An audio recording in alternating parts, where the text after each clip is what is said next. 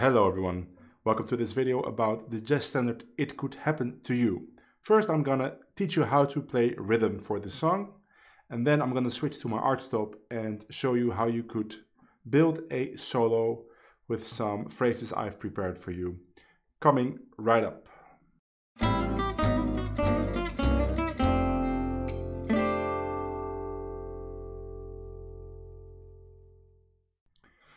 So I'm trying something new here. I'm still streaming, but now I'm not live streaming. I'm streaming it to YouTube, but in a private stream. And then later on, I'm just gonna make it public, so you can all watch it. You're watching right now.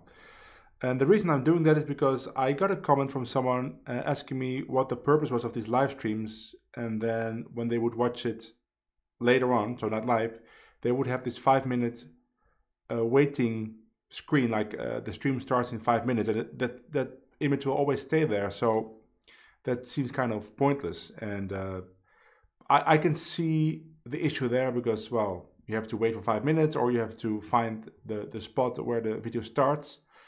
And I explained that I'm live streaming because it enables me to make more videos, because now I don't have to edit the videos. So I still want to keep that benefit, but maybe get rid of that screen. So instead of live streaming, I'm streaming it now privately to YouTube and then making it public. So it will still be one take, which I think is very nice, because when I play something that sounds good, you know that it is because I'm actually able to do it and not because I've recorded it 100 times and picked the best one. And when I make a mistake, you can also see me mess up sometimes, which I think is good to see, so that you can see that I'm also struggling sometimes.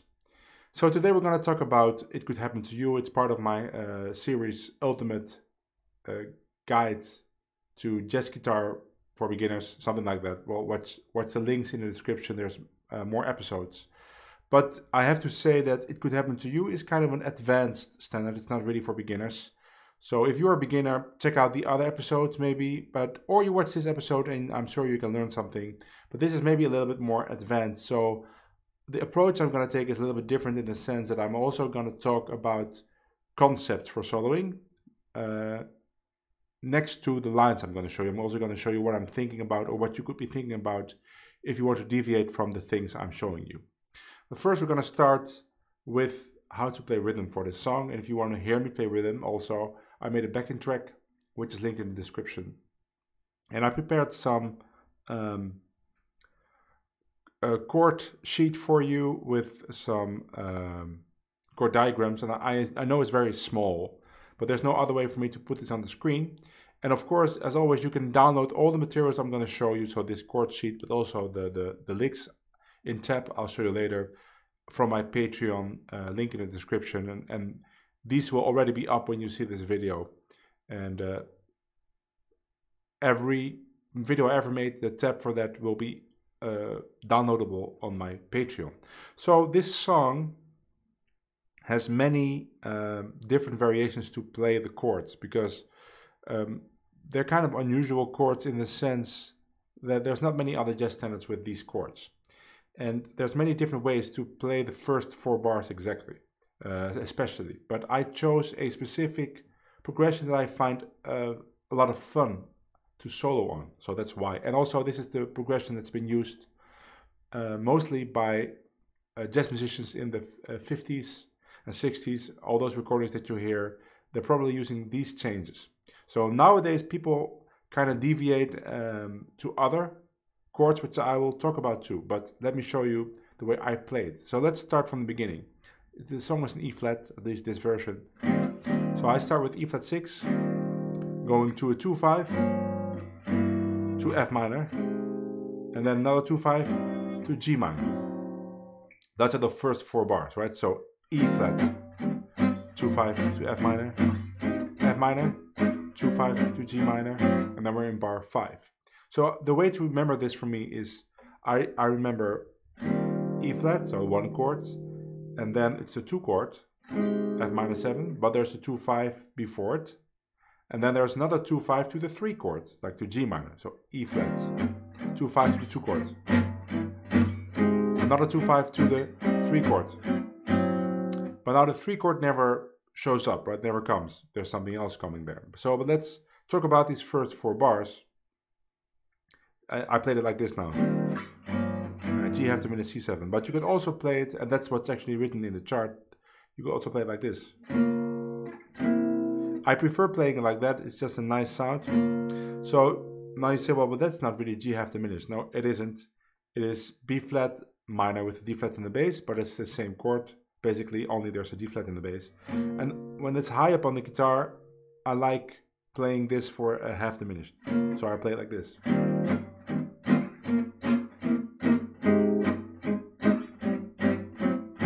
Now for A half diminished, I'm playing 3 notes. So I'm not playing the flat 5 here. And then for D7 I play 4 notes. It's written in the chord diagrams. So first 4 bars again. E flat, 2, 5 to F minor, 2, 5. Now instead of G minor, there's a 2, 5 to A flat. Right, so it's not that hard to remember because you just have to remember, okay, 1 chord, 2, 5 to F minor, 2, 5 to G minor, but G minor never shows up. Instead of that, you get a 2, 5 to A flat. So let's play that. 1, 2, 3, 4, E flat. 2, 5 to F minor. 2, 5 to G minor. 2, 5 to A flat. And now again a 2, 5 to F minor, but now it's a long 2, 5. So every chord lasts a bar. And now I play G half diminished there, but you could also play it there, of course. But in the chart, I put this option, so you have 2 options. You have both options in the chart. So let's play it until there. 1, 2, 3, 4.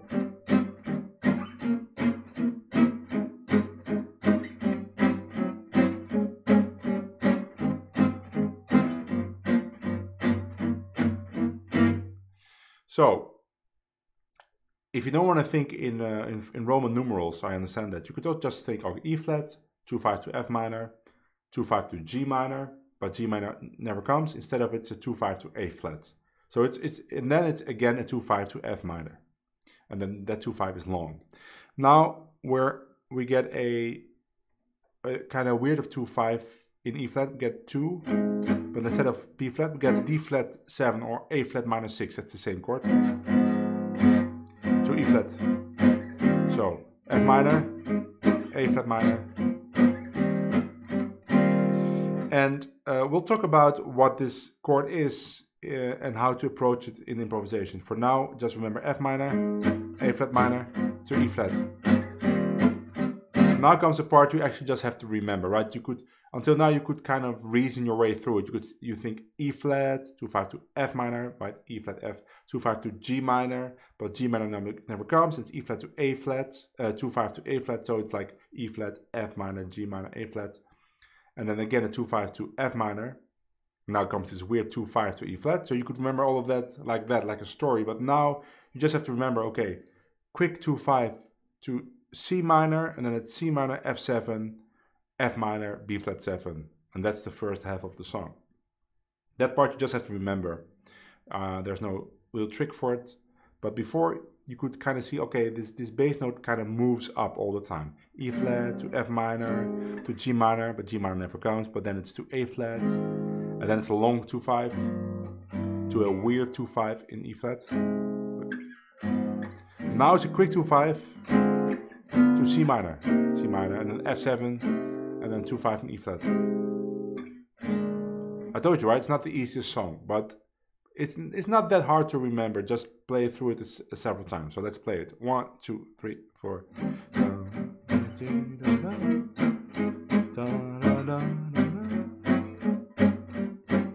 Long 2, 5 to F minor. Now this weird 2, 5. Quick 2, 5 to C7, C minor 7, F7, 2, 5. Second half starts the same. 2, 5 to A flat, long 2, 5 to F minor. Again, weird 2, 5, exactly the same. And now there's a different ending. I play this: E flat, A flat 7, 2, 5 to to F minor, and then a real 2-5. So forget about that A flat now. Just let's say the A flat's not there, then it would just be one bar of E flat, 2-5 to F minor, and then 2-5 to E flat. That's pretty easy actually, yeah? One more time.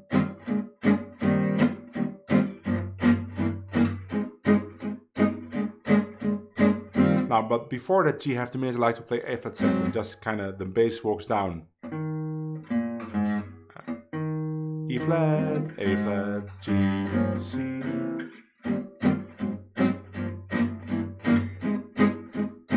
Okay, complete song, and I will talk you through it. So E flat, 2-5 to F minor, 2-5 to G minor, G minor never comes, 2-5 to A flat, long 2-5 to F minor, weird 2-5, quick 2-5 to C minor, C minor, F7, 2-5 in E flat, same, 2-5 to F minor, 2-5 to G minor, 2-5 to A flat, long 2-5 to F minor, weird 2-5. Now comes this kind of turnaround. It's not turnaround, but let's say descending bass line. 2-5 to F minor and the 2-5 in E flat. One more time without talking.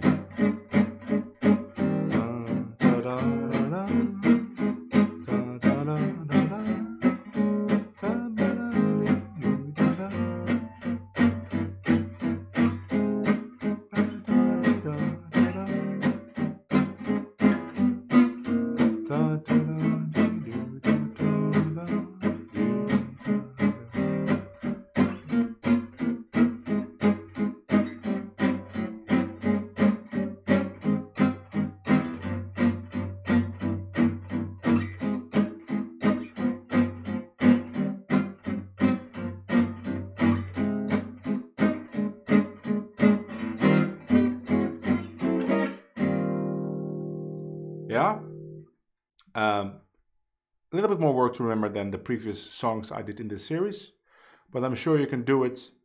And maybe you just want to play rhythm and not interested in solo, then the video has ended for you. But if you want to learn how to approach this as a improviser, as a soloist, stick around. I'm switching to my archtop now.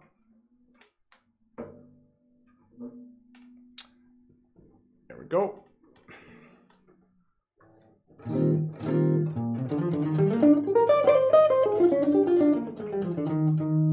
Okay, so let's talk about those first 4 bars, right? Before I show you some phrases that you can play, I want to just kind of talk about the analysis of it. So nowadays, a lot of people play this: E flat, E diminished, F minor, F sharp diminished, G minor, A flat major 7 or A flat 7, and then 2-5 to F minor. And that is basically the same chord. So if you see people play those chords, you can still apply the same concept, because I think these are the original chords, that descending, ascending bass line: E flat, E diminished, F minor, F sharp diminished, G minor. And in the 50s, people didn't like all those diminished chords. That's why they substituted them with 2-5s. But if you've watched some of my other videos, you know that a diminished chord is actually a substitution itself for a dominant chord. Because it starts with 1, then it's a 2-5 to F minor in my version. Right? And if you play E diminished, that's actually also just C7. So you could just play C7 on that second chord, C7 altered. E flat to C7 altered, F minor, and then D7 altered, and then a lot of people, it resolves actually for them to G minor or E flat, because the G minor is the 3 chord in E flat, and the 3 chord and the 6 chord are basically the same as the 1 chord. So for an E flat, if you see a G minor chord or a C minor chord, that's basically E flat again, right? 3 and 6 are just a substitution for the 1. Now in my version, I never play that 3 or an F flat at 1, I'm just playing a 2-5 to A flat. So for me, the way to approach that is to play the D7 altered on the A half diminished, and then don't resolve it, but instead immediately play E flat 7. So, for instance, you could play something like this, like D7, E flat 7. So you could play the same idea that you just played on D7, 1 fret higher. That's an easy way to approach it. So, for instance, you get E flat, C7, F minor, D7, E flat. So it's pretty funny because you get D7, half diminished, A half diminished, D7, B flat minor, E flat 7, and then you could just play the same kind of thing that you just played on D7. So this D7, E flat 7, and now you resolve it. It's a quick 2-5, but still. So I prepared some lines that make use of this principle. Oh, this is actually the second line I want to talk about. Let's go to the first line. Here we go. So this basically follows the template, except for there's no line on the E flat 7 itself. I'll talk about that. But it starts like this: 1, 2.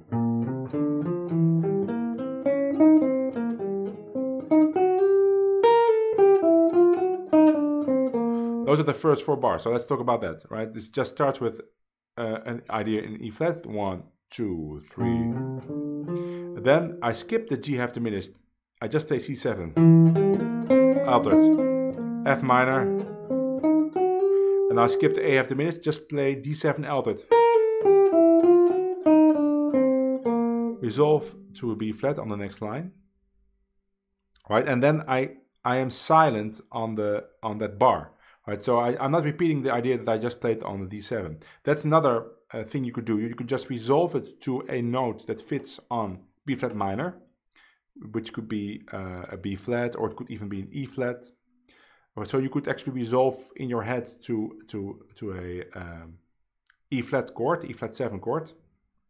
Then be silent and just start playing on the next bar, which is A flat. That's what I'm doing here. So from the beginning, 1, 2, 3.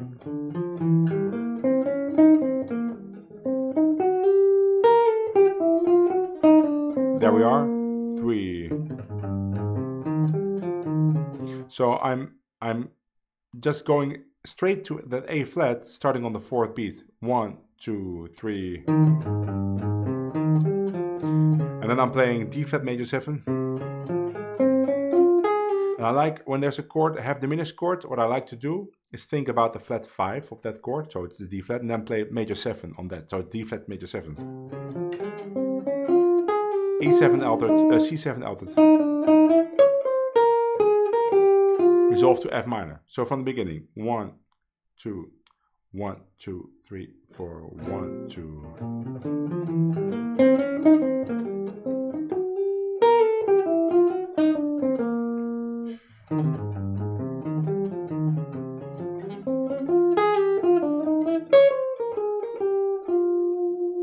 Let's play that with a backing track.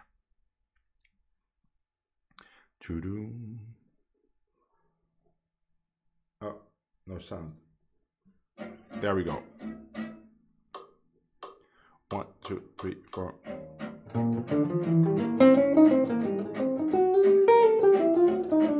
Maybe a little bit louder the backing track, huh? That's better. Okay, here we go again. 1, 2, 3, 4, 1, 2.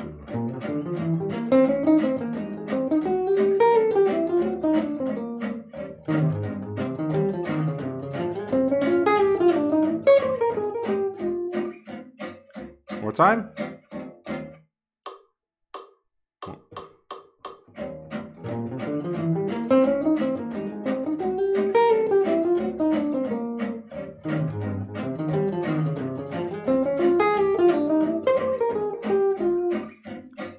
The line fits very nicely. So the the tactic or the strategy I'm taking here is just play over the first 4 bars, play E flat to C7, F minor to D7, then resolve on bar 5, but don't play on that bar, and start playing on the next bar on the A flat, and then the 2-5 to F minor I treat as D flat major 7 to C7 altered.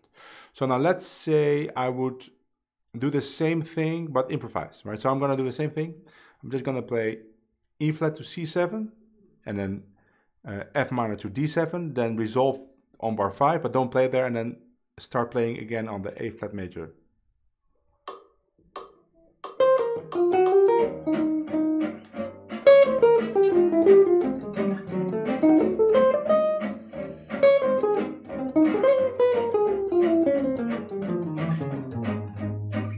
Sounds great. Let's do one more time.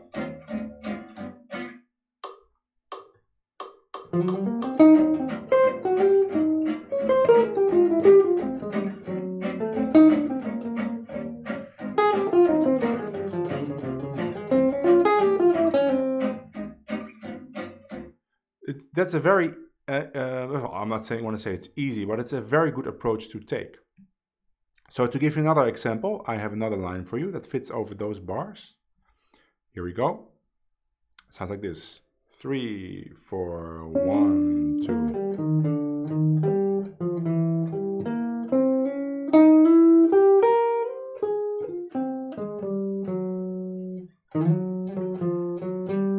Next 4 bars.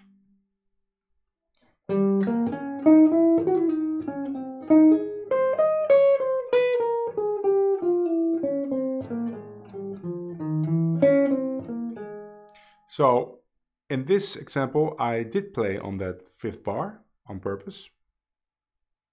And what I did here is actually I didn't play on the 4th bar. I kind of resolved to the D7. C7, F minor, D7, right? I resolved there, and then this part, that's just a kind of up bar chromatic thing to the next bar. So I'm now thinking about the 5th bar, in which I want to play some kind of E flat 7 altered, resolving to A flat. So now you have 3 possibilities. You could either play something on the D7 and kind of repeat that same idea on the E flat 7, so bar 4, bar 5, or you could play something on the first 4 bars, resolve to the 5th bar, and then start playing again in the 6th bar, or you could resolve in the 4th bar and start playing again in the 5th bar. Those are 3 examples. I don't have an example where you copy the line in the 4th bar, but that's probably the easiest to do. But I like this thing too, where you kind of make your line for 3 bars, resolve in the 4th bar, and start playing again in the 5th bar. So let's play this line with the backing track. I'll put it on the 2nd page so you can watch the ending of the line.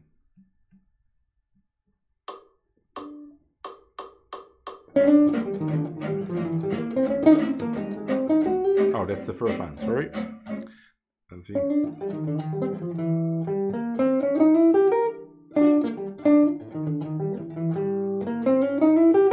That's it. Okay, here we go.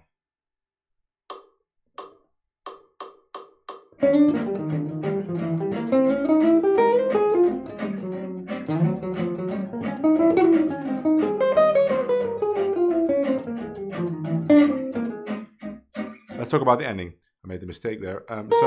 Now this time I'm ignoring the G half diminished. I'm playing C7 immediately. That line comes from my video called Gypsy Jazz Loops. I'll link it in the description. This line comes literally from that video. That's just my concept of playing on C7 altered, starting on the 7th note of C7, so B flat.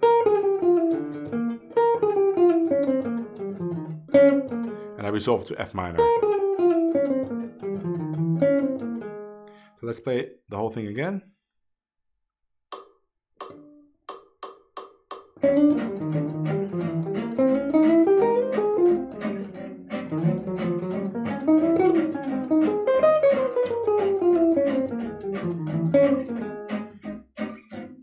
Yeah, works great too. So I would say just practice these 2 lines and try to combine them even, right? You could maybe play the first 5 bars like here, and then you resolve in bar 5, and then you start with this phrase in bar 6. Would that be possible? Let me see. 1, 2.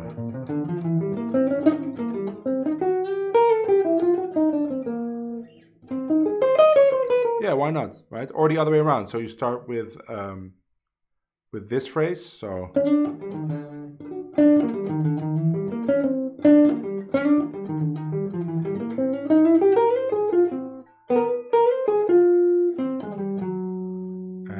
then, well, that's harder because now you have to make a jump. But it's possible. It's kind of like puzzle pieces. So you could take a screen cap from these lines and try to combine it, because now I'm switching in the 5th bar, but maybe you could switch earlier. These are just great ideas to play on these chords. So in the end, it's not the point to play them exactly like this, but to mix and match, as it were. Okay, now we're so what I did is I resolve on the F minor. Now we're on that weird 2-5, right? With the F minor going to A flat minor to E flat. Now, what I did is I left the first bar, the F minor bar, open. So you kind of resolve it. Let's say we play the first one. 1, 2. 1, 2.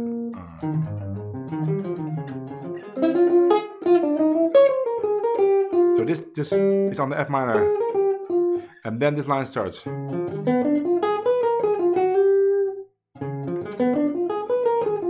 So let's talk about that chord, that A flat minor 6 or D flat 7. So as you can see, it's the same chord. That's why I wrote them both above the bar. It's what they call a backdoor dominant, right? It's where you have a dominant on the flat 7th degree. So we're in E flat, so D flat 7. And that's one way to look at it. But the way I look at it is, and maybe you know that if you saw more of my videos, A flat minor 6 is a substitution for B flat 7 altered. Right? So if we have a B flat 7 altered, I could play A flat minor 6 right on top of it. And I create a sus flat 9 sound. And I can do that as a solo player, but also you can do it when you write a song. Instead of writing B flat 7, you write a substitution, an altered substitution, for example, like this one, A flat minor 6. So what it basically is, it implies B flat 7 altered.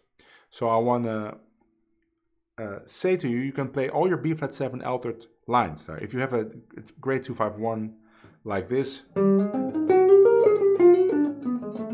that would fit there, right? Or those are all B flat 7 altered lines. It would fit on that A flat minor 6 because the function of it is B flat altered, B flat 7 altered. So all your altered lines work. Now, what I wrote here is really playing D flat 7. But that's a nice option to do, right? Now I'm following the exact same alteration that the composer wants. He wants A flat minor 6 or D flat 7.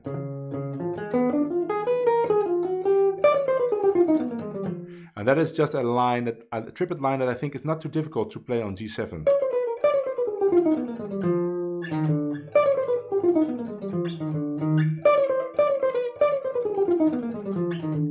I kind of, it feels very easy on the guitar neck. It kind of falls under my fingers.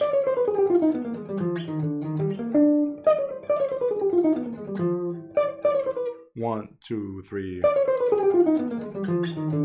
So you have to play until the F, and then it's 2 8th notes. 1, 2, 3.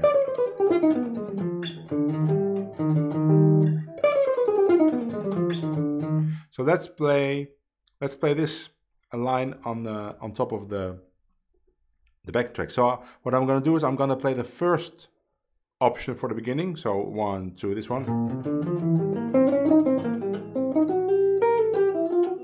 1, 2, 3.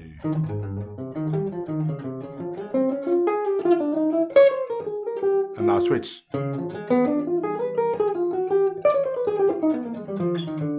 So there, let's do that. 1, 2, 3.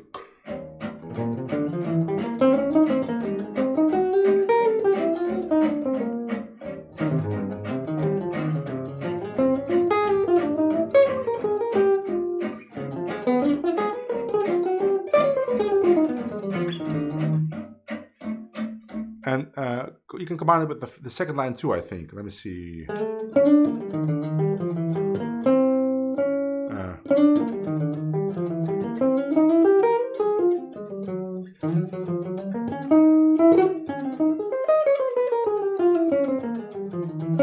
Yeah. Let's try that. So the second line for the first 4 bars, and then switch to this, what you see on the screen.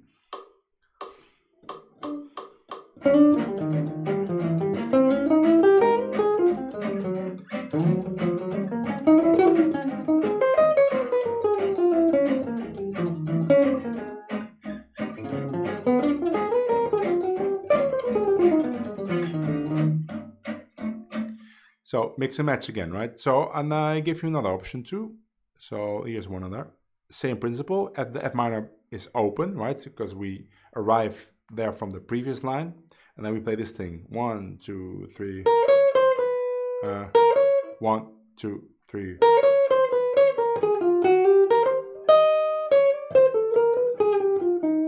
One, two, three.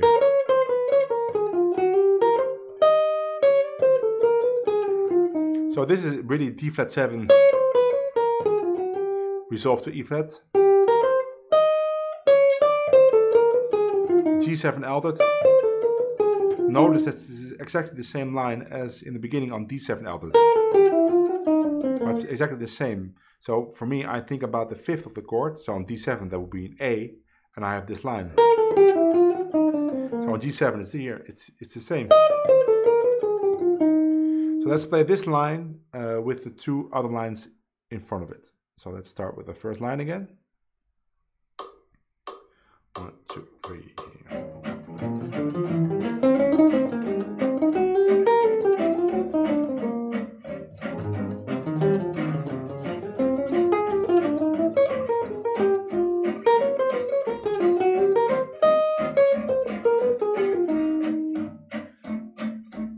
With the second line.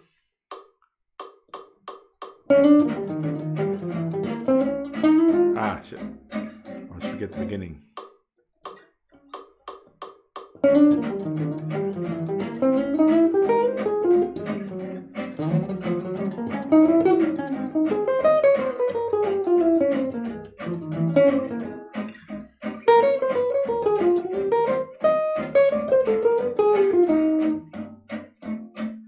Works great. Probably you could combine these 2 lines too, right? Yeah, right, because you could play the triplets. Let me see.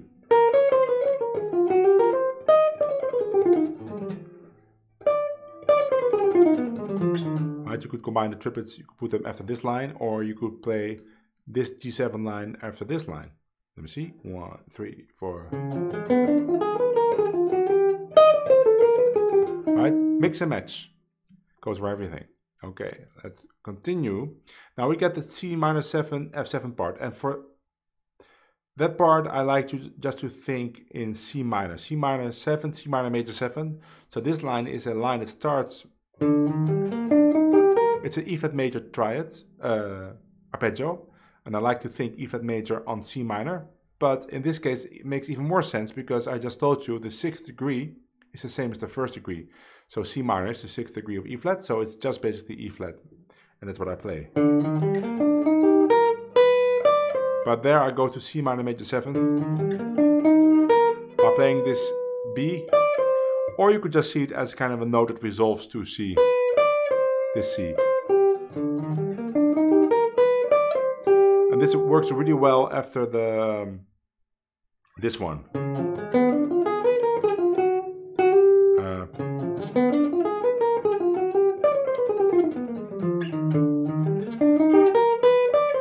Works really well after this line. You could play this line, works really well, and then after this line you can play this one if you start a beat later, I didn't say it, but you don't have to play exactly all these lines or in the same rhythms or even starting on the same beat. You could start all these lines 2 beats earlier or 2 beats later. It's always, you can move everything in time 2 beats, always. So here is a line that really fits after the second one, after this one.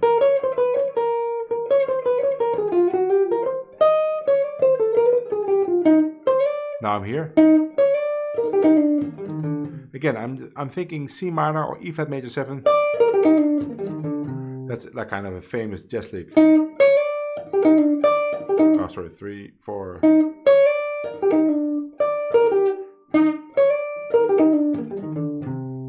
One, 2, 3, 4.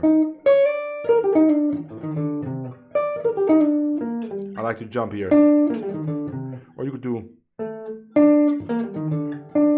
jump there. But I like jump there.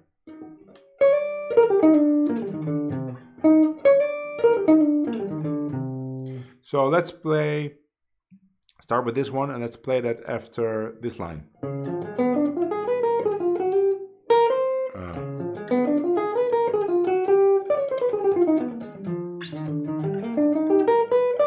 And before that, I'll do whatever. I can play the line that's in the paper, but maybe I'll just improvise something.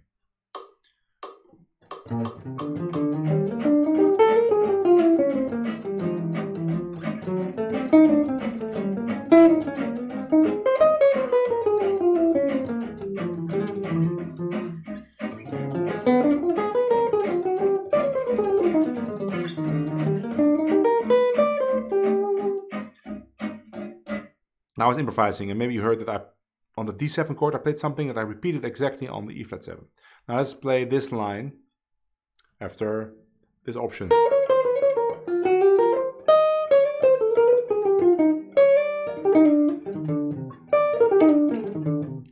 Okay, let's do that.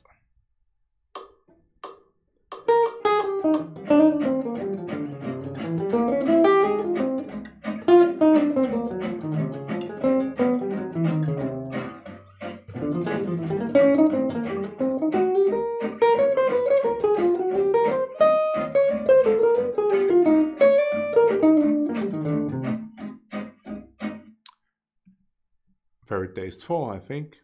Okay. Now we get the real 2/5 to E flat, and I gave you some options, but it's a little bit longer. So why does it go on here? That's because this E flat is actually the not the top of the chorus. It's the beginning of the second half, right? So this would be bar 3 and 4, and then we get bar 1 and 2 of the second half. And what I did is I gave a line that connects again to this first side. You see the red notes? Those are the same notes as bar 3 right here, right? So right here. So it connects. So you can play that 2/5 I gave you and then immediately go back to this line, right? Because of course that fits over the second part. Maybe it's a bit confusing, but if you screen cap the chord progression or go to my Patreon, it will be much clearer because you're gonna have the chords in front of you. So let's just play this line. So I'm gonna play this line with the backing track. It sounds like this: 1, 2, 3, 4. Now we're beginning of the second half, and then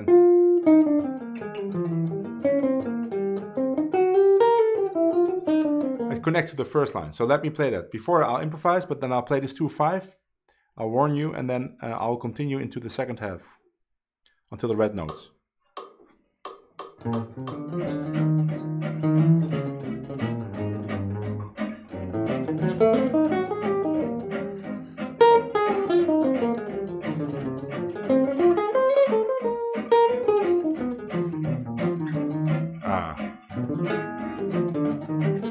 Here you go.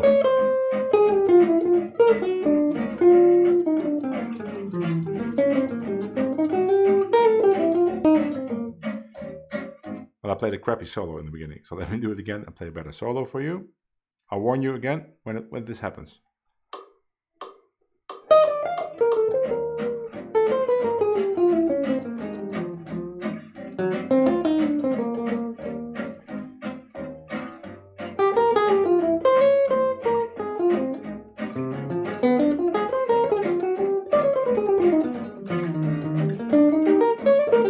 go.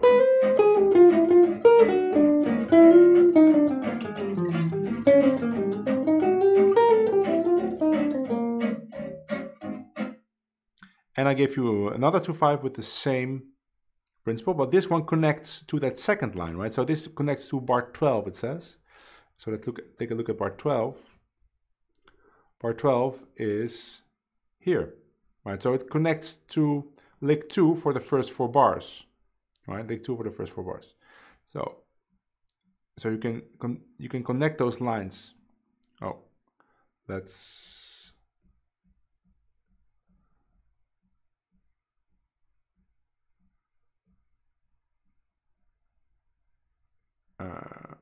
Let's go there and play that for you.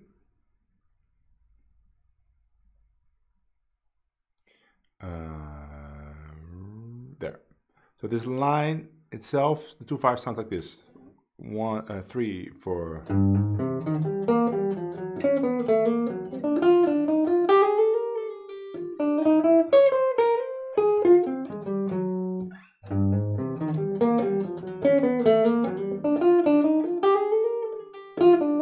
If you watch my video on Hans Rose, maybe you recognize this line, because in that video I had this line. Let's say it would be an E flat. I had this line: 1, 2. Right, that principle is here too. I like to do that. No, not pick, but you could pick it.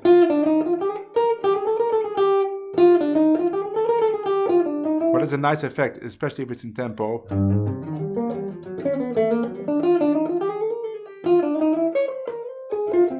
That's really a jazz guitar thing to do.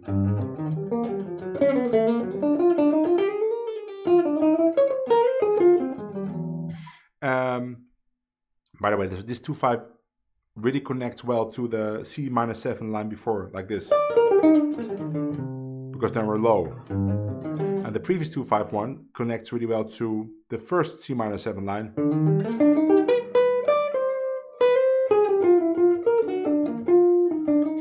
Let's play this line connecting to the second part.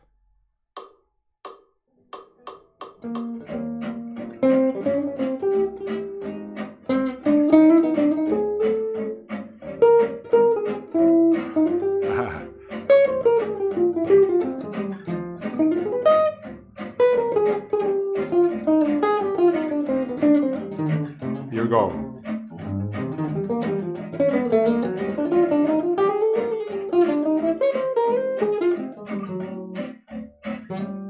Yeah, one more time.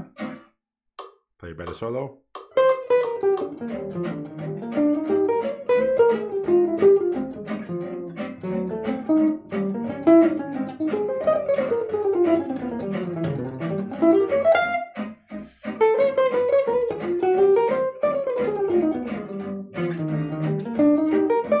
Here we go.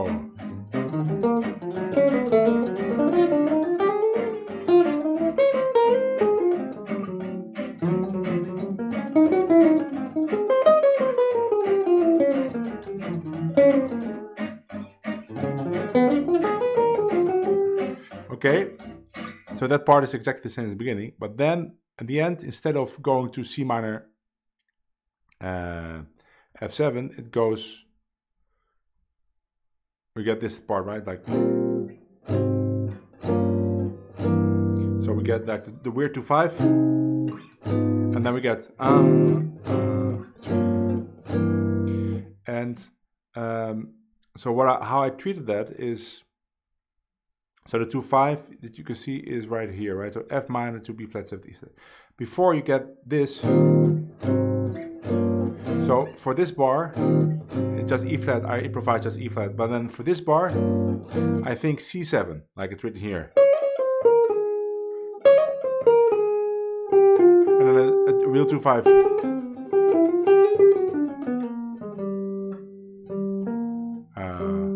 Wait. Yeah.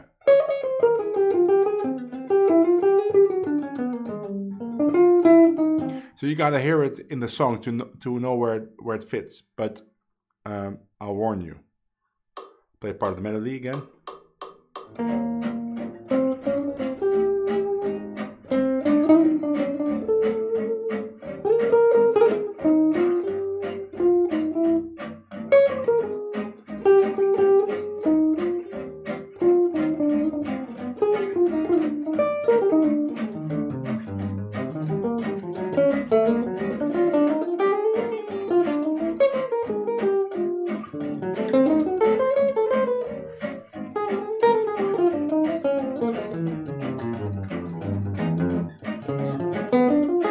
Here we go.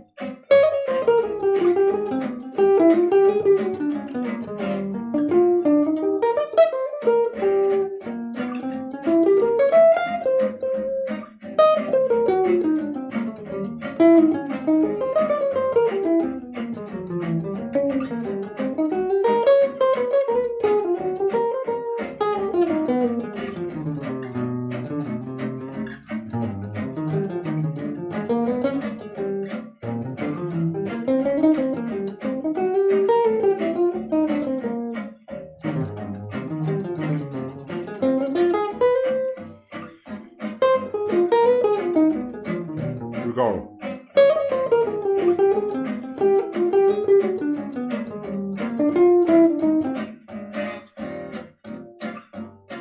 And of course, one more line. I never want to give you just one line. Same principle.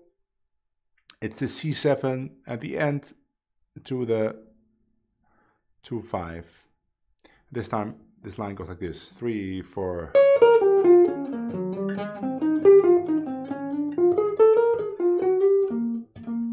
So this is actually a B flat minor 6 arpeggio. That's a great sound to play over C7 altered. And now it's like a stock 2-5-1 lick that I have in E flat. But the nice thing is I play 2 chromatic approach notes to that first A flat in on the F minor. Because if I would finish the C minor, the B flat minor 6 arpeggio, it's difficult to connect. So I always think about the connection, and I want to land on the A flat. So I play 2 chromatic notes before it.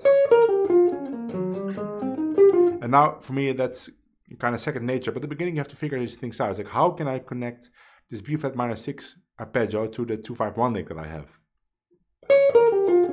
Oh, like that. And then you just store it in your muscle memory. Let's say I have another 2-5-1 lick. Let's say I have a 2-1 lick that goes like this. Right, so it starts on the F. So now I have to. That would make sense. Or maybe.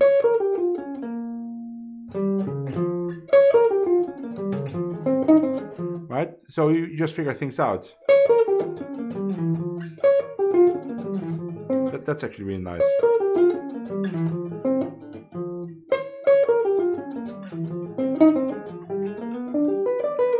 Let's see if we can find another connection for this one. Let me see. That's what we have. Maybe we want to approach it from above.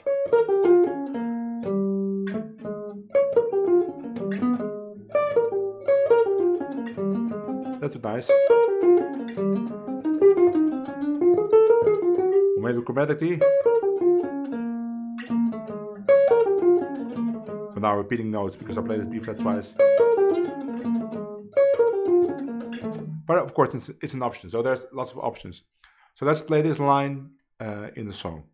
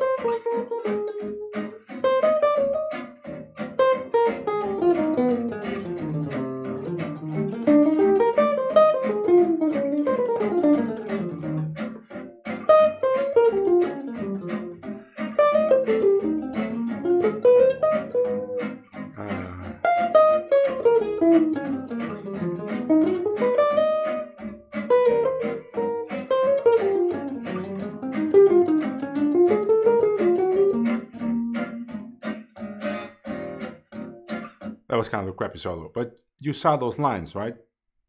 So it's your job just to apply all these lines like this, and maybe also improvise yourself and try to play towards these lines.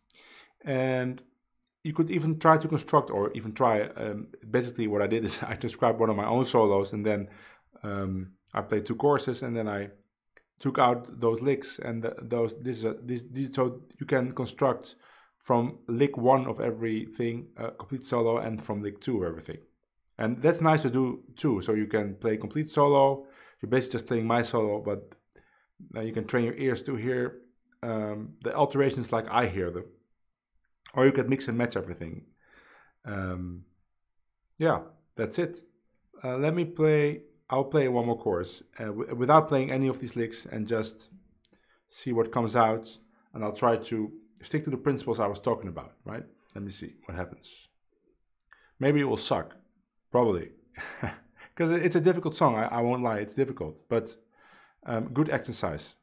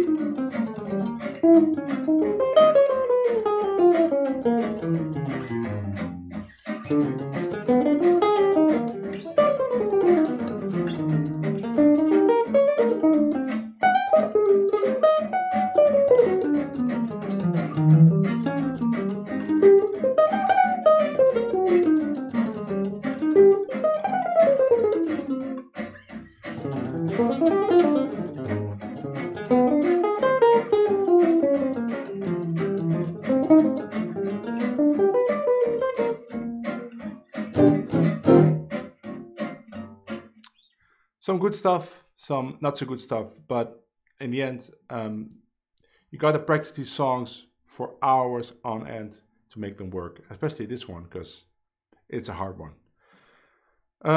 I realized that some of it have been confusing because there's a lot of chords and a lot of concepts I was talking about, but I hope that when you download all this stuff, or when you screen cap it and look at it carefully, that it will start making sense to you. Anyway, I will see you all in the next video. Bye!